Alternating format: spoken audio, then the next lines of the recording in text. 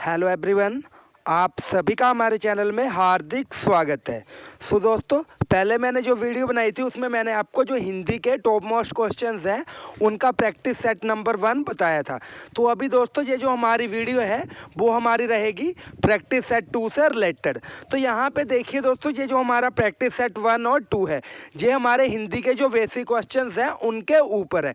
जो हमारे ट्रिक वाले क्वेश्चंस हैं, ऐसे क्वेश्चन जिनको कि आप हमेशा पेपर में छोड़ के आते हो, वो जो क्वेश्चंस हैं उनकी जो सीरीज है वो प्रैक्टिस सेट 3 से स्टार्ट होगी। तो आपने हमारे चैनल के साथ बने रहना है। तो देखिए दोस्तों, यहाँ पे हमारे पास कुछ एक इम्पोर्टेंट क्वेश्चंस है जो कि हर बार परीक्षा में पूछे जाते हैं, उनको हम प्रैक्टिस सेट 2 में डिस्कस करेंगे। तो यहाँ पे हमारा पहला क्वेश्चन क्या है, प्रिजाइडिंग ऑफिसर को हिंदी में क्या कहते हैं। आपने एक वर्ड सुना होगा प्रिजाइडिंग ऑफिसर, इसको हिंदी में क्या कहते हैं। दोस्तों जो हमारा राइट आंसर है वो आ जाएगा पीठासीन अधिकारी। प्रिजाइडिंग ऑफिसर को हिंदी में क्या कहते हैं, पीठासीन अधिकारी। सेकंड क्वेश्चन है प्यारे दोस्तों हमारा, जो हमारा गेस्टेड ऑफिसर है उसको हिंदी में क्या कहते हैं। गेस्टेड ऑफिसर को हिंदी में क्या कहते हैं। तो दोस्तों यहाँ पे जो इसका राइट आंसर है वो आ जाएगा ऑप्शन नंबर बी, राजपत्रित अधिकारी। क्या कहते हैं प्यारे दोस्तों, राजपत्रित अधिकारी। क्वेश्चन नंबर 3 है प्यारे दोस्तों हमारा, मोस्ट इंपॉर्टेंट क्वेश्चन है। क्या दिया गया है, सुपरिंटेंडेंट को हिंदी में क्या कहते हैं। सुपरिंटेंडेंट को हिंदी में क्या कहते हैं।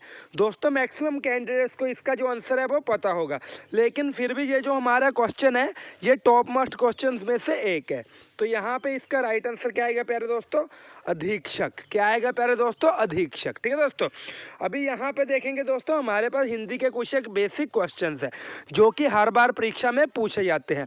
आपने इन क्वेश्चंस को इग्नोर करने की गलती तो बिल्कुल भी नहीं करनी है, नहीं तो एग्जामिनेशन के बाद आप ऐसा बोलोगे कि हाय अगर मैंने ये जो कॉन्सेप्ट है वो क्लियर किया होता तो मेरे भी इतने नंबर बन जाने थे। क्योंकि वहाँ पे एक एक नंबर का दोस्तों फ़र्क पड़ता है। तो आपने जो चीज़ें हैं वो शुरू से लेकर एंड तक कवर करनी है, इजी से इजी और डिफ़िकल्ट से डिफ़िकल्ट, हर एक चीज़ को आपने कवर करना है। क्योंकि देखिए दोस्तों, ज़रूरी नहीं है कि इस बार भी आपका जो एग्ज़ाम है वो इजी आएगा, ऐसी जो पॉसिबिलिटी है वो नहीं हो सकती।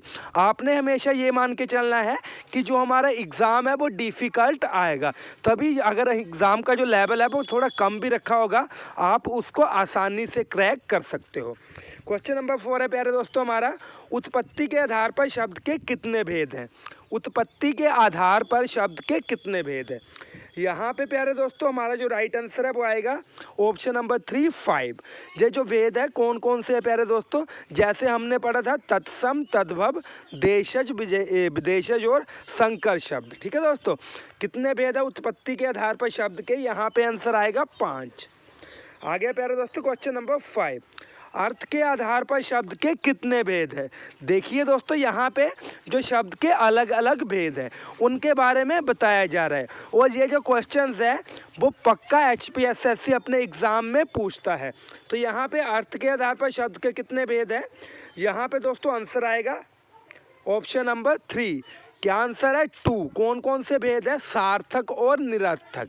सार्थक और निरर्थक, यहाँ पे अर्थ के आधार पे पूछा गया तो आपने इस चीज़ का ध्यान रखना है, यहाँ पे जो आंसर है उसमें भी अर्थ को ही शामिल किया जाएगा, सार्थक निरर्थक, अर्थ के साथ और अर्थ के बिना। ठीक है दोस्तों, आगे है क्ष कौन सा व्यंजन है।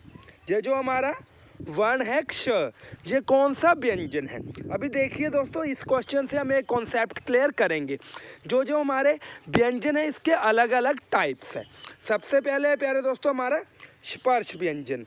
क्या आ गया हमारा, स्पर्श व्यंजन, ऐसा व्यंजन जिसका जब हम उच्चारण करते हैं तो जो हमारी जीभ है वो मुंह के किसी ना किसी पार्ट से लगती है, टच होती है, उसको हम क्या कहते हैं प्यारे दोस्तों, स्पर्श व्यंजन। कौन से व्यंजन, ऐसे व्यंजन जिनका उच्चारण करते समय जो हमारी जीभ है वो मुंह के किसी ना किसी अंदरूनी पार्ट में 100% लगती है। अगर ऐसी सिचुएशन हो तो उसको हम क्या कहेंगे, स्पर्श व्यंजन।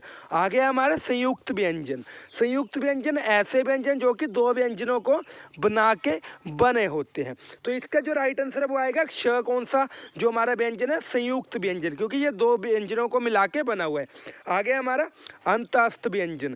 प्यारे दोस्तों, ये ऐसे व्यंजन है जिनका उच्चारण करते समय जो हमारी जीभ है वो मुंह के किसी भी अंदरूनी पार्ट से टच नहीं होती। आगे हमारा ऊष्म व्यंजन। ऐसे व्यंजन जिनका उच्चारण करते हैं तो रगड़ की आवाज़ आती है, जहाँ जो हमारे मुंह की सांस है वो गर्म होके बाहर निकलती है। ठीक है दोस्तों, यहाँ पे घर्षण हो, जिसका उच्चारण करते समय मुंह के अंदर घर्षण हो और जो हमारी आवाज़ है वो गर्म निकले, उसको हम क्या कहते हैं? ऊष्म व्यंजन। उम्मीद है कॉन्सेप्ट आपका क्लियर हो गया होगा। आगे प्यारे दोस्तों, तो ये क्वेश्चन नंबर 6 का आंसर क्या आएगा? संयुक्त व्यंजन। आगे question number 7 most important question है। जंगम का विलोम क्या है? जंगम का विलोम क्या है? मैं चाहे जिस मर्जी टेस्ट की तैयारी करवाऊं, जो क्वेश्चन है इसको हमेशा मोस्ट इंपॉर्टेंट क्वेश्चंस में ही गिनता हूं।